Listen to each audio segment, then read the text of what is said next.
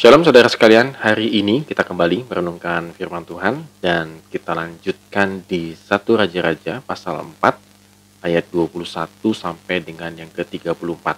Saudara bisa membaca bagian ini sehingga kita bisa merenungkannya bersama-sama. Saudara, banyak di antara kita yang mungkin mengatur kehidupannya tidak dengan takut akan Tuhan. Banyak orang Kristen juga ketika ia menjalani kehidupan sehari-harinya, dia tidak mengaturnya berdasarkan takut akan Tuhan. Misalnya, tidak serius dalam kuliah dan juga sekolah. Ada begitu banyak pemuda dan remaja mungkin pada masa-masa sekolahnya dahulu tidak serius, menganggap enteng ataupun malas-malasan. Dan juga membuang waktu untuk hal-hal yang tidak penting. Misalnya bagi teman-teman muda yang suka bermain game online, maka memberikan waktu kepada game online-nya luar biasa banyaknya. Mungkin sehari bisa sampai 5 jam hanya bermain game online. Lalu mungkin bagi yang sudah berkeluarga, memimpin keluarganya dengan cara yang sangat tidak bijaksana.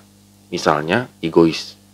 Dan banyak juga orang tua yang dikomplain sama anak-anaknya karena ketika anak-anaknya sudah sangat dewasa, bahkan bisa menghasilkan uang, orang tua cenderung mengatur kehidupannya sampai sedetail-detailnya. Bahkan cara berpakaiannya dan lain sebagainya. Sehingga anak-anak mereka yang sudah sangat dewasa tersebut komplain, kok saya masih diperlakukan seperti anak kecil.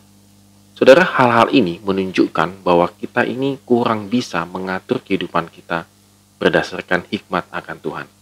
Demikian juga dengan Salomo, saudara.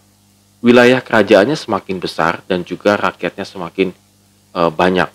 Dikatakan mulai dari sungai Efrat sampai ke negeri Filistin dan sampai ke tapal batas Mesir. Dan ini pun satu bangsa wilayah yang sangat besar. Dan semua bangsa-bangsa lain, tidak hanya di wilayah itu saja, itu memberikan upeti kepada Salomo seumur hidup mereka. Karena apa? Karena Salomo memberikan banyak sekali hikmat-hikmat dan mereka kagum dan mereka siap untuk di bawah kepemimpinan Salomo. Mengapa Salomo bisa mendapatkan hikmat sedemikian rupa? Karena memang betul ini semua adalah dari Tuhan semata-mata.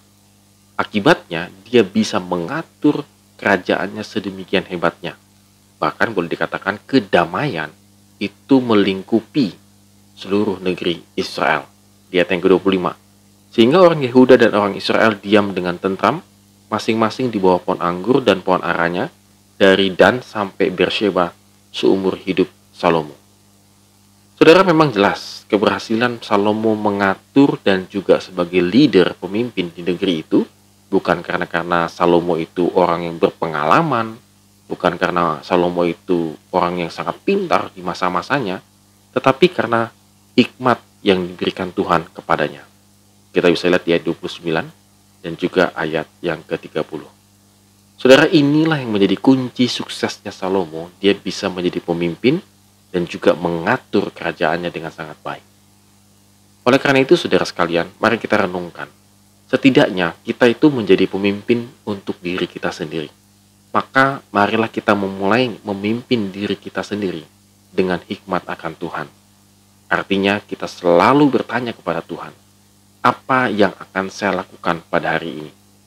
Apakah hari ini saya akan melakukan tidak banyak hal, atau melakukan hal-hal yang tidak berguna dan lain sebagainya. Setidaknya kita mulai dari situ.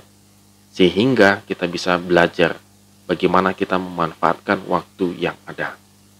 Dan, saudara sekalian, mari kita terapkan firman Tuhan ini dalam kehidupan kita. Baik itu dalam keluarga, pekerjaan kita, di sekolah kita, di tempat kuliah kita. Mari kita minta hikmat Tuhan untuk memimpin hidup kita. Dan kalau itu kita minta dan Tuhan berikan, pasti hidup kita sukses. Amin. Tuhan Yesus memberkati kita semua.